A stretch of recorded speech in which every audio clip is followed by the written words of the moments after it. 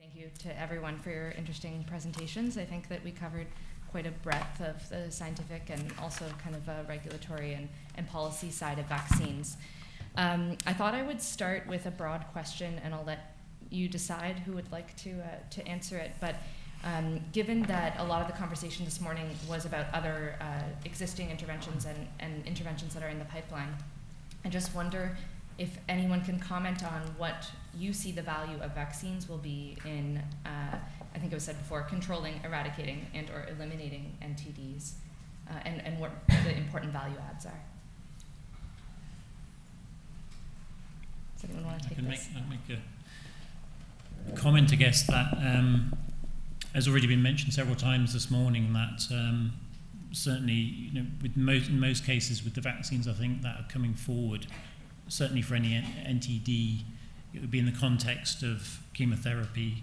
That it's not about trying to replace chemotherapy or to say that chemotherapy is outdated and bad in any way. I mean, I don't think for the NTDs, with perhaps the possible exception of leprosy in some places, that the resistance problem is such a big issue yet that we can just say, well, it's we're beyond the drug being useful. So I think it's a case of using all the tools we have available, but using the drugs for as long as possible, but being prepared sufficiently early that our vaccine pipelines are ready to use alongside drugs for as long as possible, and maybe extending the life of these drugs as well. Yeah, absolutely. And I think I can follow on to that with something you raised, but also that was raised in the keynote speech. Sir Roy Anderson also mentioned this issue of, what did you call it? The abyss, or the valley of death. The valley of death. Yeah. And so I guess my next question is, and I don't know if this is something you wanted to answer or if you were hoping other panelists had comments on, but how can we address that valley of death? And I think that there were some comments from Ms. Kallenberg on potential ways to incentivize or bring forward the right R&D, but I think that the funding issues are a big one, especially because commercial incentives can be quite low for industry to get involved in late stage development. Yeah. I would prefer someone else to open that one. I mean, all I can say about valley of death is, I mean, it's been known about for decades, and everyone, I think, in industry and academia knows the problem. Even for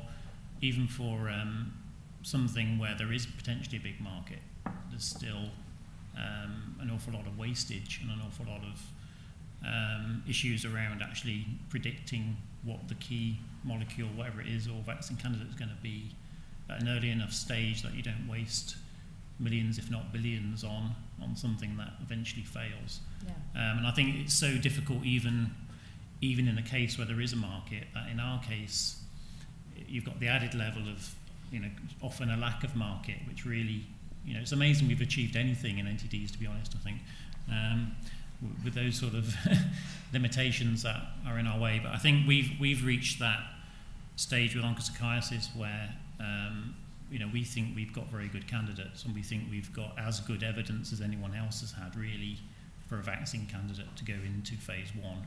And yet, finding the funding for that next step. I think phase 1 in particular, there's still a big gap around, because we've got EDCTP for later trials. I think they've just started funding in some exceptional cases at phase 1, but that wasn't the case in the first iteration of EDCTP. Yeah, thank you. Maybe we can hear a little bit from the industry perspective. I'm curious, I know that the case of Ebola is a unique one because of some of the risks and the threats that you mentioned in your presentation. But I wonder if you can comment a bit on how a company can make decisions to engage in this kind of risky research. And I think you mentioned partnerships a few times, so I can imagine that might be part of your answer. But also how to continue and sustain that investment. And I think that question applies very well to NTDs. Yes, I think there are many different factors that can trigger a company investing in the field, and in general, it's a combination of technical readiness and capacity to develop a vaccine, and business perspectives, and then a portfolio in the company. With a case like Ebola, we were having the technical readiness. We were not having any business case, and there is not yet any business case, but it was also possible in terms of portfolio, because Johnson & Johnson is a large company with many other drugs, medical device, and many different products. You can have some projects that you move forward simply for public health good, but you cannot have all your projects like that. So I think this question, yes, of portfolio is also important, and probably Ebola was somehow a unique case, or maybe among few cases we have like that. But it won't be sustainable for a company to only rely on this type of products. Thank you. I think in the interest of time, it would be good to open the floor for questions, and then we can come back to me if there isn't enough coming from the floor. I have two questions actually to Madame Mathieu concerning the Ebola vaccine. And one is, can you look a little bit on what is the projected use in the future of this vaccine? Is this going to be, do you forecast a widespread use? Because you said at the very end of the talk, we should end the Ebola case, and we know Ebola is usually occurring in places with God hospitals, so in very, very remote areas. And or do you actually go for revaccinations or whatever? And the second question just follows up on that. Is there any intention to actually, quotation, making use of the new outbreak in the Biometric in DRC for actually further testing the Ebola vaccines?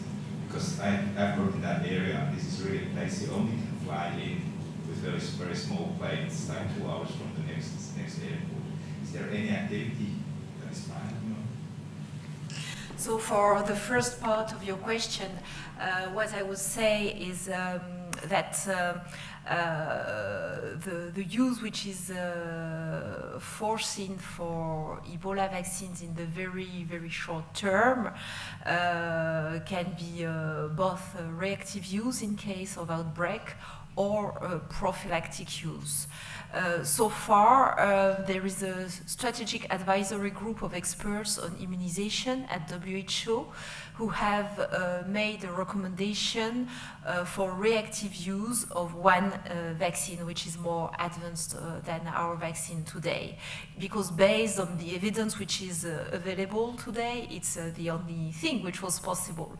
In the future, I don't know if there will be a prophylactic use or not. We can foresee prophylactic use, for example, in healthcare workers who are susceptible to be exposed to this type of disease more frequently, or prophylactic use in some countries where epidemics are recurring.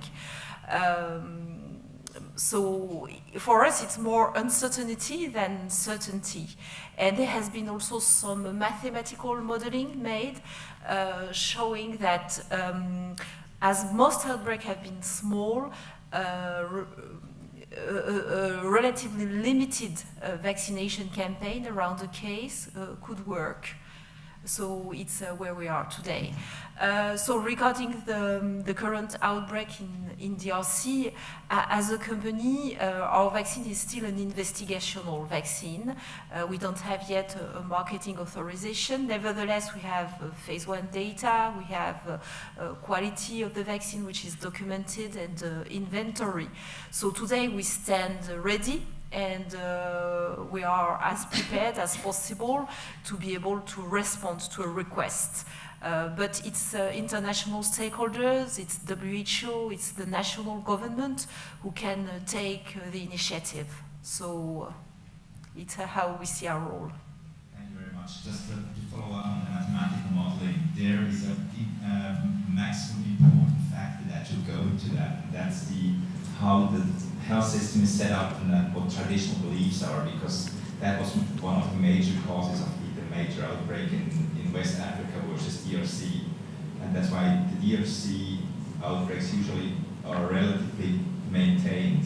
And that is, if somebody is actually intervening in DRC, these people are usually welcome and are integrated, and in West Africa, where traditional healers have a political and medical influence, a very, very strong one, this was actually hindered. So you're talking about absolutely different situations. Thank you. I think there was a question down here. Hey, Gary Finnegan is my name. I'm a health journalist and I write for Break Dengue for Vaccines Today. Question for GAVI, when you mentioned dengue vaccines, is it the Sanofi one only or also others like Takeda and maybe Merck that might be considered?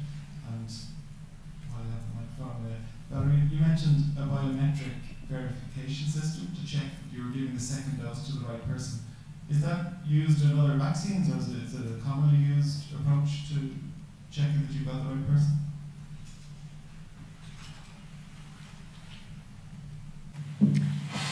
Thank you for the question. At last time around, when we did the review in 2013, we only considered the Sanofi candidate because of this cutoff point that we use, that we only consider vaccines whose licensure is anticipated within 5 years, and the Takeda candidate at the time wasn't within that boundary. I think now we will be in a different situation.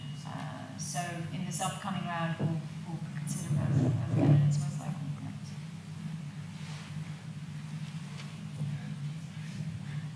And are they considered separately, or is it kind of as a class? Like if the Sanofi one makes it, would the Takeda one automatically come in, or is it reassessed from scratch?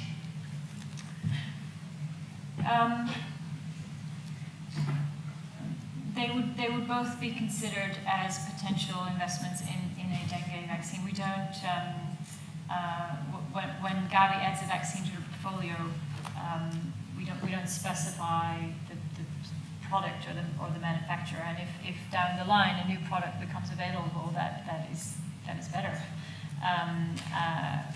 We wouldn't have to go through the whole process again. So the VIS is really looking at the vaccine preventable disease. And the available products against that disease. So in Sierra Leone, we developed a biometric identification system which was initially based on fingerprint and iris scan.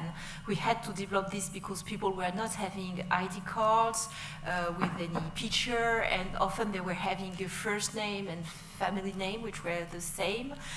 So it was not possible to accurately identify people. Actually, in the same country, a fingerprint was used previously for votations. So the need to identify people is not something which is only the case in healthcare and not only the case for vaccines. It was very important for a vaccine clinical trial with visits where people had to come on a regular basis with 2 doses that you have to give with a very precise interval. And progressively we moved to identification only based on iris scan because it revealed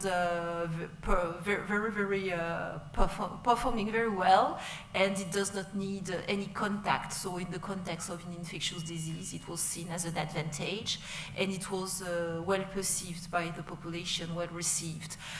We really would like this being made available to many other needs, and to give any kind of treatment that you have to repeat on a regular basis, or to give any other vaccination program with several injections. It could be very useful.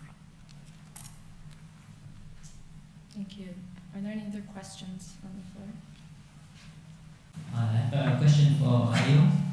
It's a very clever study design to identify the difference between the immune responses to the schistosome infection. I was just wondering whether you have any updates since the last publication. I noticed is 2015. Yeah. So currently we have a patent that's going through for a vaccine that we have actually started to develop, which I'm not at liberty to talk too much about, but we do have updates from that original study that shows that there's a way to actually grab different epitopes based on the model there's a way that you can actually grab different epitopes and construct a vaccine with encompassing all these different epitopes. Yeah. I just wondered if I could respond to your first question. Again, not knowing that much about the scientific development of vaccines against some of these diseases. I mean, it seems to me that we have to be honest that it's actually quite a formidable challenge. This, you know, incentivizing industry and you know, the funding question, because we're talking about vaccines that don't really have a market in the high-income world. Even in the developing world, it's probably not a huge market.